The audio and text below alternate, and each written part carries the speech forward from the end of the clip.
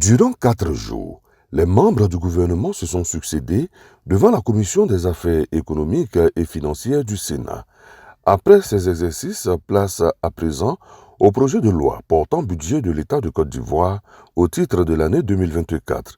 Il s'élève à 13 720 milliards 704 681 985 francs CFA. Il est soumis par le ministre des Finances et du Budget Adama Coulibaly en sa qualité d'émissaire du président de la République.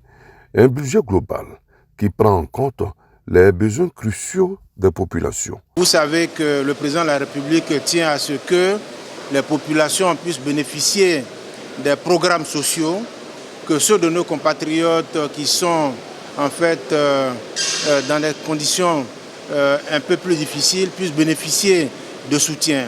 C'est pour cela que vous avez vu que des ministères comme la santé, l'éducation, le ministère de la solidarité, le ministère de la femme et de la famille, tous ces ministères ont eu des dotations qui leur permettront de mener des actions au bénéfice des populations. Un autre projet de loi présenté, l'annexe fiscale 2024, il se veut un moyen efficace pour maintenir le rythme de la croissance économique avec un taux prévisionnel de 7% en 2024. L'inflation devrait baisser à 2,6% contre 3,7% en 2023.